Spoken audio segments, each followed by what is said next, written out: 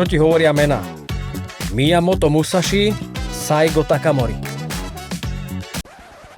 Ako si sa dostal k autám? Od malička mám rád auta. Skôr som vedel značky aut, ako môžeme povedať, že rozprávať alebo spočítať. Aké je tvoje vysnívané auto? Ferrari. 36 na Shaolinu alebo Vinetu? Neviem, ani jedno, nepoznám. Jet ski alebo Jet Li? Jet Li na jetski.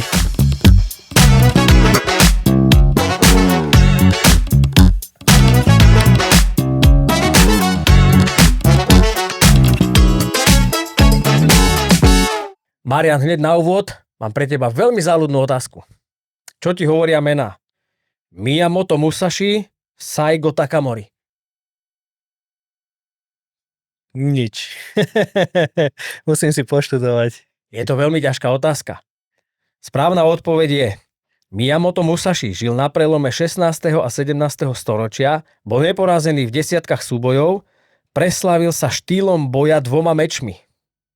Autor legendárnej knihy Kniha 5 kruhov. Dodnes čítaná v biznise, stratégii a v športe. Stal sa symbolom samurajskej filozofie, disciplíny a stratégie.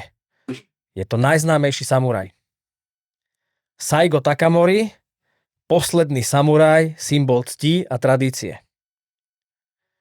A mám pre teba ešte záľudnejšiu otázku. No daj. Kto je Mazahor? To som ja. Volám sa Marian Zahorský, nickname ako Mazahor. A to mi prišlo z toho, lebo z firmy, keď som prihlásil niekedy do počítača, tak potom tam dali ako meno, že z Marian Ma a zo Zahorský, že Zahor. Potom sa mi to zapáčilo, aj kamarát povedal, že to je aké dobre, tak som si to ponechal a som išiel riešiť pod týmto menom moje dizajny, že Mazahor Design. No super, však to je dobre znie, ešte to znie aj tak samurajsky. A ja o tebe viem, že máš rád auta a že máš rád aj samurajov. Áno, a obidve. Kvôli tomu som kúpil japonské auto, lebo ako si vravel, že mám rád samurajov a japonská téma, štýly a tieto boje sa mi vždy páčili. Tak som na začiatku rozmýšľal nad tým, že či kúpiť Honda S2000 alebo Nissan 350Z. Ale ako som prečítal veľa z tých aut, plusy, mínusy, tak potom nakoniec som vybral 350, ale neľutujem to. Brutálne sa mi ľúbia tie samurajské, jak oni majú tie brnenia, proste tie rohy, tie masky. Brutálne sa mi to ľúbi. Ako si sa dostal k autám? Od malička mám rád auta. Skôr som vedel značky aut, ako môžeme povedať, že rozprávať alebo To si jak spočítať. môj syn, ja šoférujem a ja ešte nevidím, aké auto a on už kričí Tesla! Áno, presne tak. A moja mamina sa pýtala stále, že odkiaľ vieš, že to je aké auto, že aká značka a typ. Ja, že však vidím. Čiže mám tu dobrú otázku, že prečo práve Japonci, ale ty si to už vlastne povedal, že prečo práve Japonci, rozmýšľal si nad Hondou alebo Nissanom a nakoniec teda si sa rozhodol pre Nissan 350Z. To bolo tvoje prvé auto, alebo máš aj nejaké iné auta, alebo mal si predtým nejaké iné auta? Predtým spolu s otcom sme kúpili Seat Ibizu, to je 1.9 TDIčko, ale ako som začínal už po vysokej škole pracovať, tak som začínal rozmýšľať nad tým, že aké auto kúpiť a toto auto som pozeral minimálne pol roka. Stále každý deň, keď som išiel do roboty, prvé bolo, že som otvoril autobazár a som išiel pozerať, že či ešte stále tam je to auto a za pol roka som sa rozhodol, že pôjdem si pozrieť, že čo môžem stratiť. A ako som išiel, pozrel som auto, išiel som mnou kamarátom, povedal, že je v dobrom stave, že nič zlé tam nevidiel. On vyskúšal, lebo on mal vtedy Mustang, takže silné auto mal. Ja som mal tú Ibizu ešte nikdy som nevozil na silnom aute a on povedal, že to môže byť, tak potom už cestou domov som rozmýšľal nad tým, že ako to kúpiť, kedy a za týždeň som už s tým išiel domov. Super, toto je náš krásny príbeh, že vždy, keď tu máme nejakého hostia zaujímavého a sa ho spýtam, že ako sa k tomu autu dostal, ten spoločný menovateľ je vždy, že každý proste si nejaké vysníval auto, potom ho hľadal dlho na internete, až ho konečne našiel, išiel sa pozrieť, nakúpil ho. A ty si ho kúpil v nejakom sériovom stave? Či už bolo nejaké upravené? Nie, už to bolo trošku upravené, áno, lebo mal tam kosej kolesa, 18-ky ale už trošku v horšom stave boli. Karbonovú kapotu mal a zadné krídlo veľké. A ešte také Formula 1 späťáky. To je dobre, to si kúpil tu na Slovensku? Áno, Mhm. áno, v okolí Leviciach. A mal aj nejak motor upravený? Aký to má vlastne motor, tá 350? Motor má 3,5 litre, V6 a 280 plus minus koní. A koľko to váži? Tu 1,5 tón. To má vpredu motor a zadný náhon? Áno. A to môže byť zábava s tým autom. No je. Treba si dávať pozor. Paráda. Akože keď je zapínané ESPčko, tak potom to veľmi rýchlo reaguje. Trošku dostane šmíko, už to koriguje, ale keď je to vypnuté, tak... No dobre, ale ty ho máš oranžový, aj s airbrushom. Ty si ho kúpil už v oranžovej? Už bol oranžový? Áno, bol oranžový. Takže ty už si dorobil na to len ten airbrush? No nie, museli sme to celé prefarbiť.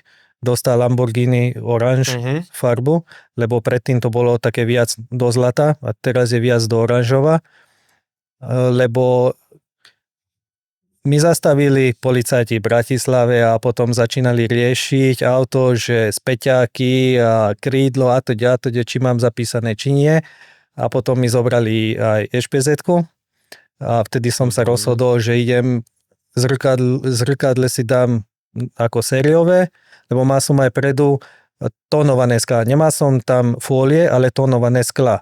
A ako mi policajt zastaví, začína tam škrabať a ja som povedal, že to sa nedá dať dole. Ja som mal aj osvedčenie zo sebou, lebo to asi prišlo z Česka a policajti normálne pečiatka, všetko, že to je legálne, ale práve, že na Slovensku to nie je legálne, tak aj kvôli tomu zobral EŠPZ-ku, tak som aj tieto okná vymenil na úplne sériové, ale chcel som dať dole aj to veľké zadné krídlo, len tam boli 12 šroubov cez kufor. Hej.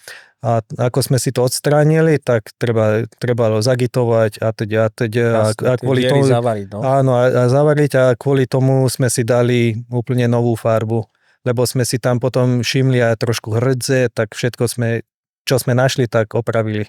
Lebo najprv bol plán, že iba airbrush, za týždeň to máme hotové a ideme, ale 3 týždne. Tak je to vždy. Od rána do večera aj cez víkendy. A to 3 týždne, to je ešte dobre. No čiže si ho prelakoval na oranžovú a ten airbrush, už si vedel vtedy, že si tam dáš airbrush aj aký? Áno. Rozmýšľal som nad tým, že čo tam dať, lebo ako som začínal malovať s airbrushom, tak kvôli tomu som chcel airbrušnúť aj auto, že stále, aby som mal nejakú reklamu so sebou, že keď pôjdem s autom niekde, tak potom sa pýtajú, že akú prácu robíš, tak že pozrite si na auto a uvidíte. No dobre, tak keď už sme začali s tým airbrushom, ako si sa dostal k tomu airbrushu? Od malička rád kreslím, najprv som začínal autička kresliť a rôzne rozprávkové figúriky, ale aj auta boli nakreslené tak, že keby boli vytočené, alebo neboli pekné, ale stále som študoval, že ako to vylepšovať, ako čím krajšie nakresliť auta a zrazu na internete som našiel to, že malovali auto s airbrushom, potom som videl, že aj príľbu, aj motorky, tak sa mi to zapáčilo. Najprv som skúšal niekoho osloviť, že či ma to naučí, len chalan alebo pán, koho som našiel, on robí v Nemecku a povedal, že iba že raz za pol rok príde sem, no je z Maďarska, že do Maďarska, že ma môže ukázať, ale to bude asi málo. Tak som sa rozhodol, že kúpim nejaký úplne easy airbrush, pištol, nejaké farby a začínam iba na papier malovať a tak som do toho spustil. Najprv som namaloval moje diely na motorku, potom jednu príľbu a pomaličky prišli zákazky. Super, toto je ináč veľmi pekný príbeh, lebo ja som sa takto naučil opravovať karburátory. Tiež som vôbec do toho sa nevyznal, dával som si to robiť ešte kedysi do Senca, pánovi Časnému na Kortine, no ale ten potom umrel a nevedel som komu dať nastaviť karburátor. Tak som si našiel jedného pána a to bolo nejak pred sezónou, potreboval som na Kortinu si nastaviť karburátor a ja mu volám, že karburátor, on mi jasne, že za 3 mesiace. No len za 3 mesiace, to už bolo po lete, po sezóne a ja som chcel jazdiť na Kortine. Tak som si tiež Proste zohnal som si nejaké materiály, naštudoval som si, čo ten karburátor ako funguje, vymenil som si trysky, našiel som si tabuľky, tiež som si to naštudoval a na vlastnom aute vlastne som si to naskúšal, vyskúšal, ponastavoval, čo funguje, čo nefunguje, no a potom to už išlo. Takže toto sa mi páči, že si sa odhodlal sám, kúpil si veci a pustil si sa do toho. Áno, musel som, lebo páčilo sa mi to celé. Aké motívy robíš najradšej? Najradšej robím taký freehand motívy, kde není maskovanie, ako sa dá vidieť aj na prílbe. Ukážeš ty? Čiže, ty si nám donesol túto prílbu ukázať, to je tvoja prílba asi, áno, že? Áno. Ja tu vidím aj nejakého samuraja, krásne motívy, veľmi krásny airbrush. Môžeš nám o tejto prílbe niečo viacej povedať? Áno, tak ako si vravel, že mám rád samurajov, tak som rozmýšľal nad tým, že ako to urobiť vlastne a som to rozdelil na dve časti. Jedna časť taká viac menej klasická samurajská maska a druhá vec, keby bol nejaký taký cyber, alebo cyborg, tak cyborg. Tu v strede som takto rozdelil a potom, keďže mám rád samurajov, tak aj anime a z Naruto som nakreslil dve postavy. Majú aj významy, že prečo tie dve, takisto z hora, sem som nejaký nápis, ke motivačné vety som namaloval, iba tieto som zamaskoval, lebo sú veľmi malé a tak pekne by som to nevedel urobiť. Toto iba tak meč a samurajská či maska zozadu. Taký samuraj. Super, vymakaná vec. Je tam aj svietia mi tieto dve, dá sa zapínať a som to namaloval tak, keby tu bol Drak, áno, len to až tak moc sa nedá vidieť, iba keď to poviem. Perfekt. Krásna robota. Ďakujem. Čiže máš rád freehand a tie samurajské. Áno. A ako dlho sa tomu venuješ? 5 rokov. 5 rokov, to už je dlhá doba. Takže maluješ príľby, maluješ aj autá? No zatiaľ iba moje som namaloval, moje auto, ale teraz malujem na Lada prednú kapotu. A čo také najzaujímavejšie si zatiaľ airbrušoval? Moje auto, neviem. Všetky moje malby sú zaujímavé. Sú väčšinou áno. Páčia sa mi všetky, lebo sem tam malujem ako racing štýl pre jazdcov, buď na motokároch, alebo normálne na trate ľudia, ktorí s autami pretekajú, alebo pre bežných ľudí, ktorí nosia na motorke, alebo aj na stenu som maloval takisto. Na kontroler, alebo na PlayStation, na Xbox, na počítač, na notebook, na zadnú stranu som maloval takisto. Koľko to trvá spraviť takýto airbrush? Tie návrhy si robíš sám? Niekedy áno, niekedy nie. Väčšinou prídu ľudí za mnou, že majú niečo plus minus na takých 60-70% vymyslené, ale treba to ešte upraviť a zdoladiť. Ale moju príľbu sám od seba, že lebo to je napríklad ako fakt, tam. To je úžasná robota, krásne, veľmi sa mi to ľúbi. Koľko to trvá spraviť takúto príľbu? Minimálne 60 hodín. Ale to iba malba, lebo najprv treba si rozoberať príľbu, potom zabrúsiť povrch, zalepiť ešte tie časti, ktoré nechcem, aby boli zamalované, potom malba, lakovanie a ešte montáž dokopy. Nice. No dobre, takže keby niekto mal záujem a chcel by ťa osloviť, tak najlepšie je napísať ti asi na Instagram. Na Instagram alebo na Facebook, mám aj webovú stránku. A webová stránka je? mazahordesign.com mazahordesign.com alebo na Insta či Na Insta mám Mazahor03 a na Facebook takisto Mazahor Design. Poďme späť k autám. Máš Nissan 350, máš ešte okrem toho niečo iné? Škoda Octavia, 2, kombík, denné jazdenie. Motorku mám Suzuki SV 650, rok výroby 2001. Tiež to máš nejak poairbrushované? Áno, aj s tým som začínal ako airbrush. Najprv na papier a potom tie jednotlivé diely na motorku a potom príľby. Mám na motorke na nádrži drak a na dvoch strán taký samurajské znaky a malých samurajov. Dobre, teraz záľudná otázka. Aké je tvoje vysnívané auto? Keby si mohol vybrať, čo by si kúpil?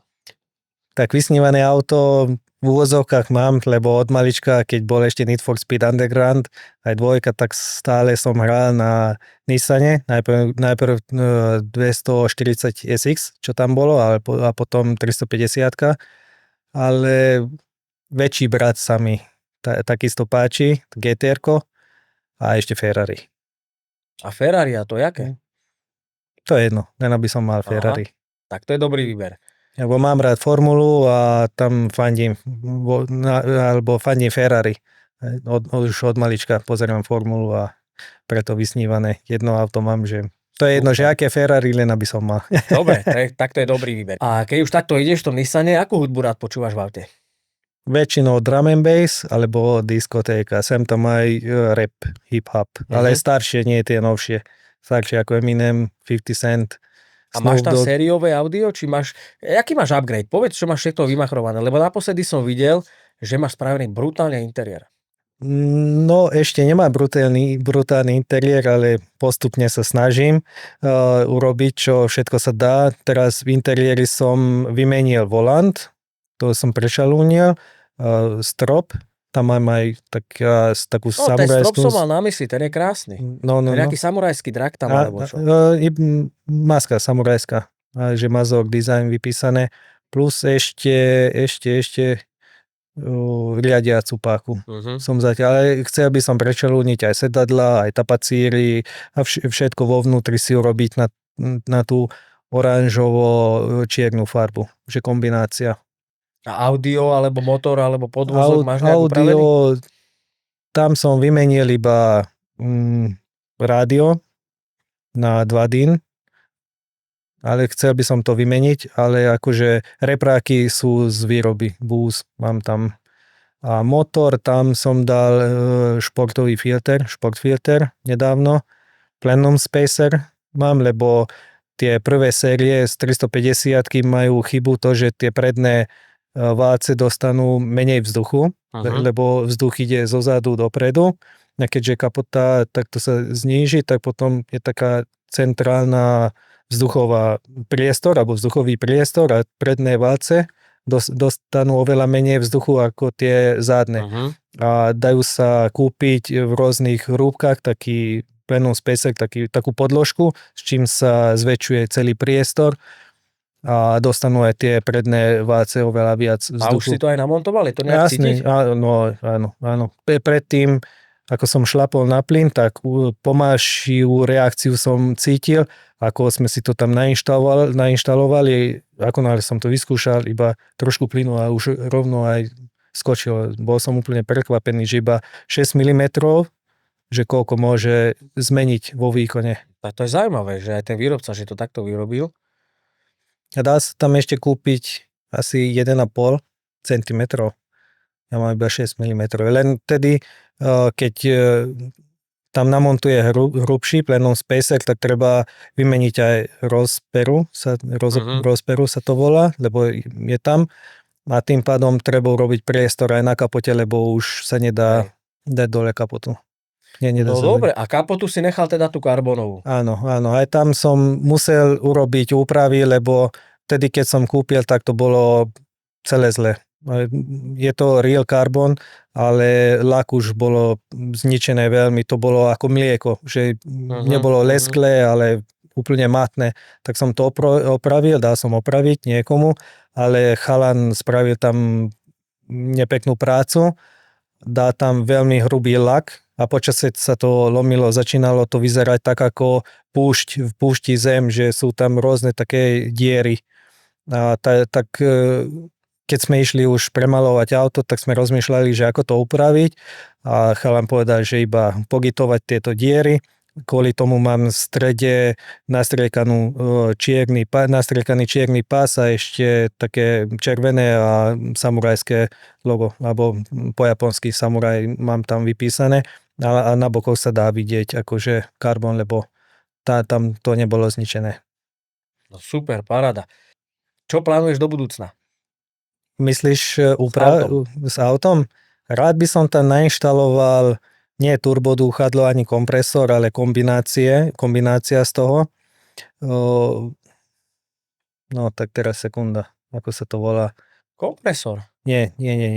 To je kombinácia z toho, že ako turbo má dve časti, vieš? Turbo má vlastne turbínu a kompresnú časť. Áno. Turbínovú časť a kompresorovú časť. Toto je ako turbínová časť, ale je poháňané motorom. Ako keby kompresor. A to je kompresor, tomu sa hovorí, že... Nie, kompresor má v strede. Také one. A dá sa tam dať aj áno, kompresor. Ale kompresor je poháňaný vlastne od motora remeňom. Ale nie poháňa turbínu.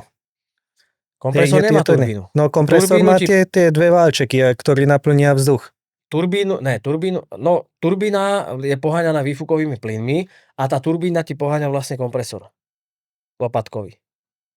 A potom je kompresor, ktorý nemá turbínu a je poháňaný iba remeňom vlastne. No a je kombinácia, že je poháňané remeňom, ale je tam turbína. Hej? Áno, len teraz mi nenapadne meno, že ako sa to volá.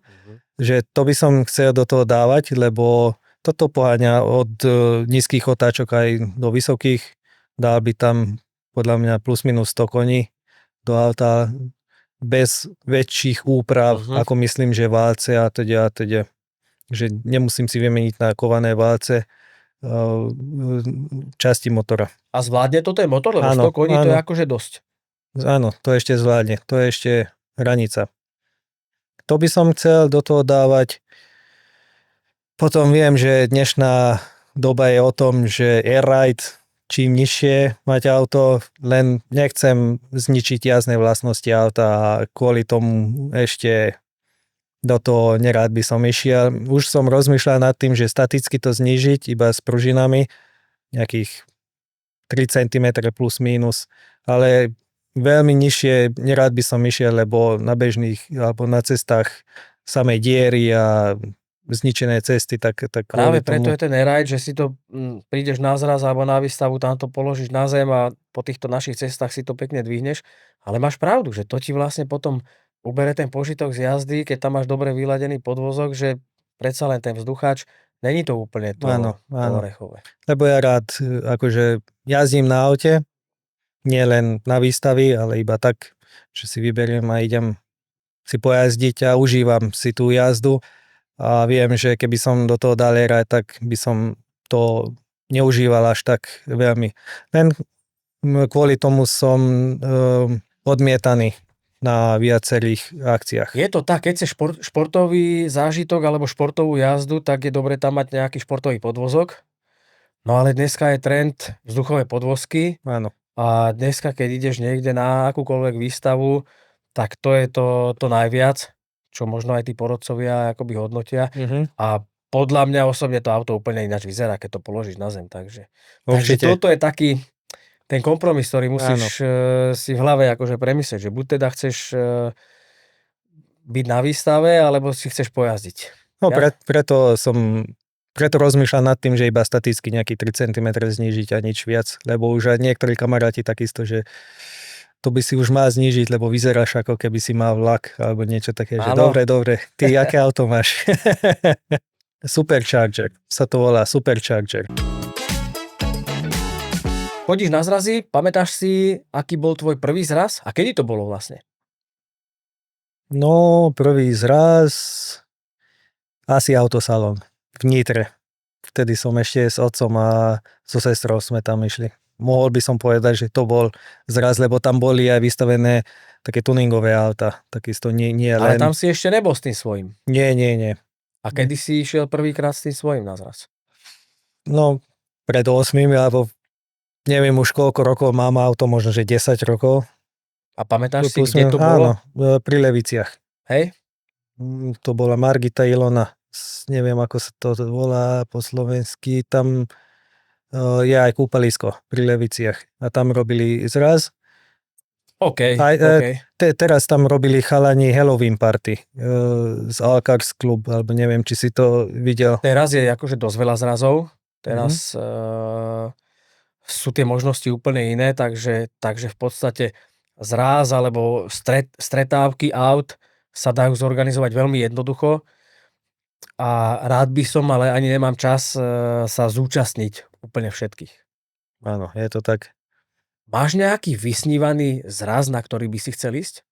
Radšej by som povedal tak, že také široké informácie. Viem, že na svete sú veľa takých zrazov. Do Tokia by som najradšej išiel a tam si pozrieť takéto to zrazy. Môže byť to vysnívané. To by som išiel sa aj ja pozrieť. V Tokiu je veľmi silná autičkárska komunita, dokonca aj Amerik, lowriderov, takže tam by som sa, keď tam pôjdeš, pojem s tebou. Dobre. Pojeme sa tam pozrieť. No, určite. Ty si jeden z organizátorov Cars in the Castle, to je taká séria tých zrazov. Vieš nám o tom povedať niečo viac? Áno, my sa stretávame väčšinou v kaštieloch, je to expozícia, nie zraz, lebo je tam taký kľudnejší priestor. Nestretávame sa tam kvôli tomu, aby každý púšťal hudbu, robili palenie pneumatík a výfukové meranie, ale iba taký kľudnejšia expozícia, výstava aut. Hlavne pri kaštieloch, ako som vravel, minulý rok sme boli na 5 miestach, predtým 3 miesta sme mali. Tento rok takisto plánujeme tých 5. Oh, right. To je pekný koncept a všetky termíny a miesta nájdete v popise tohto videa. Ideme na rubriku Rýchle otázky a odpovede. Si pripravený? Vôbec Výborne. nie. Takže, 36 na Shaolinu alebo Vinetu? Druhé. Neviem ani jedno, nepoznám ich. Ešte raz otázka? 36 na Shaolinu, parádny film. Nepozeral si. Nie. A Vinetu? Aha, Vinetu. Lebo aspoň viem, že o čo sa jedná. Dobre, ideme ďalej. Dobre. Katana alebo nunčaky? Katana. Maďarský guláš alebo sushi? Guláš. No jasné. Nemám rád sushi. A teraz veľmi ťažká otázka. Jet ski alebo Jet Li? Jet Li na jetski. No, to je dobré. A posledná otázka. Keby si skončil sám na vesmírnej stanici ISS, s kým by si tam chcel byť? Bruce Willis alebo Bruce Lee? Bruce Willis, lebo on všetko vyrieši. Presne tak, ten by ťa zachránil. Takže ďakujeme dnešným hosťom Marián Záhorský, Mazahor. Díky za návštevu. Ďakujem aj ja veľmi pekne. Čaute.